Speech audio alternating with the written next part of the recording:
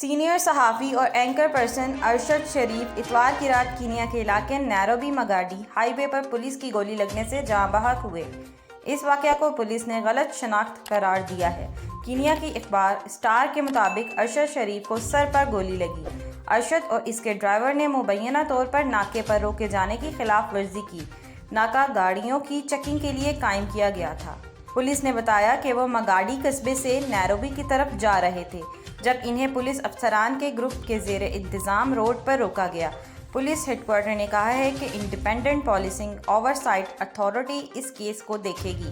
اخبار کی رپورٹ میں کہا گیا کہ ایک سینئر پولیس افسر نے فائرنگ کی تصدیق کرتے ہوئے مزید کہا کہ اس حوالے سے تفصیلی بیان بعد میں جاری کیا جائے گا۔ فائرنگ کا ایک واقعہ ہوا جو پاکستانی صحافی کی غلطی سے شناخت کا معاملہ نکلا اور بعد میں مزید معلومات جاری کریں گے۔ پولیس کے مطابق نیروبی کے علاقے پنگانی میں یرغمال بنایا گیا تھا۔ پولیس کو ایک کار روکنے کے لیے کال کی گئی جو وہ چلا رہے تھے اور چند منٹ بعد ارشد شریف کی گاڑی روڈ پر آئی اور انہیں روکا گیا۔ انہیں اپنی شناخت کے لیے کہا گیا۔ وہ مبینہ طور پر کار روکنے میں ناکام رہے اور روڈ بلاک سے گزر گئے۔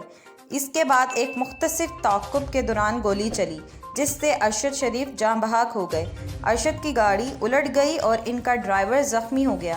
ڈرائیور کو ہسپتال لے جایا گیا۔ ڈرائیور نے بعد میں پولیس کو بتایا کہ وہ اس کا مقتول ساتھی تھے اور مگاڈی میں ایک سائٹ کی طرف جا رہے تھے۔ دوسری جانب سینئر صحافی اور اینکر ارشد شریف کے کینیا میں مبینہ قتل سے متعلق اسلام آباد ہائی کورٹ میں درخواست پر سماعت ہوئی۔ اسلام آباد ہائی کورٹ نے سیکرٹری داخلہ اور سیکرٹری خارجہ کو نوٹس جاری کر دیا۔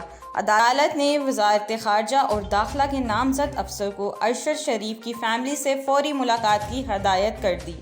اسلام آباد ہائی کورٹ نے کل تک رپورٹ طلب کر لی۔ چیف جسٹس اطہر من اللہ نے استفسار کیا کہ ارشد شریف کی میت کہاں ہے۔ بیرسٹر شعیب رزاق نے بتایا کہ ارشد شریف کی میت نیروبی میں ہے۔ پلیز ہماری ویڈیوز کو لائک کیجیے گا، چینل سبسکرائب کیجیے گا اور بیل آئیکن کو کلک کرنا مت بھولیے گا تاکہ مزید معلومات کا سلسلہ آپ تک جاری رہے۔